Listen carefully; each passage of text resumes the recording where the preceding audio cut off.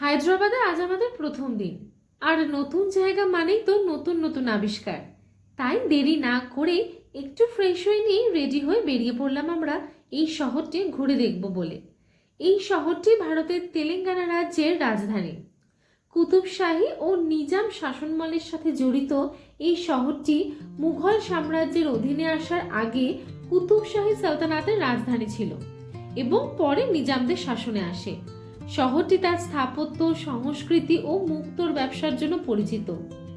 নিজামরা 18 শতক থেকে 1947 সাল পর্যন্ত এই অঞ্চলের শাসক ছিলেন।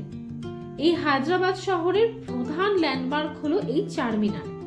এটি এখন আমরা ঘুরে দেখব। এই চারমিনার হায়দ্রাবাদের সেরা ঐতিহ্যবাহী স্থানগুলির মধ্যে একটি। এছাড়াও ঐতিহ্যবাহী স্থানগুলির মধ্যে আছে গোলকুন্ডা দুর্গ, সালারজং জাদুঘর, চৌমহল্লা প্যালেস। এগুলো একে একে আবিষ্কার করব আমরা। কুতুবশাহী বংশের পঞ্চম শাসক মোহাম্মদ কুলি কুতুব শাহ 1591 খ্রিস্টাব্দে এই ঐতিহাসিক স্মৃতিস্তম্ভটি নির্মাণ করেন। এখানে প্রবেশ মূল্য মাথা পিছু মাত্র 25 টাকা। আমরা দুটো টিকিট নিয়ে খুব উৎসাহের সাথে ভিতরে প্রবেশ করতেই দেখলাম চারমিনারের উপরে যাওয়ার সিঁড়ি বেশ ভয়ানক, ভীষণই সরু, খাড়া, পেঁচানো এবং ত্রিভুজাকৃতি সরু সরু সিঁড়ি। এক মুহূর্তও কোথাও দাঁড়াবার জায়গা নেই, আর না আছে কোনো রেলিং বা ধরে ওঠার মতো কোনো জায়গা। এর বেশি ভিডিও করা সম্ভব নয়, তাই সিঁড়িতে যেটুকু করা সম্ভব ছিল সেইটুকুই ভিডিও করতে পেরেছি। বেশ ভয় নিয়ে ওপর অবধি পৌঁছানোর পরে জানতে পারলাম আরও বেশ কিছুটা ওপরে ছিল একটি মসজিদ, যেটা বছর 40 আগে বন্ধ হয়ে গিয়েছে। 186 ফুট উঁচু এই চারমিনারের উপর থেকে শহরটিকে দেখা কিন্তু বেশ রোমাঞ্চকর ব্যাপার।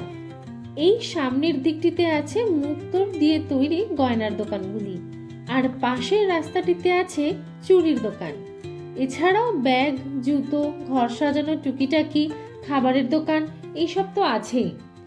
ঘুরতে গিয়ে সেখানকার সৌন্দর্য ফ্রেমবন্দি তো করতেই হবে, তাই স্মৃতি হিসাবে কিছু ছবি অথবা ভিডিও তো করতেই হবে। তবে চারমিনারের চারিদিকের কারুকার্য, সৌন্দর্য মুগ্ধ হয়ে যাচ্ছিলাম দেখে। মনে হচ্ছিল যেন পেন্সিল দিয়ে আঁকা কোনো ছবি দেখছি। এবার তো আবারও সেই ভয়ানক সিঁড়ি পেরিয়ে নামবার পালা। তবে এখন নতুন শহরে নতুন স্বাদ চেখে দেখবার জন্য আমরা যাব শাদাব হোটেলে। শাদাবের বিরিয়ানি শুনেছি খুব বিখ্যাত।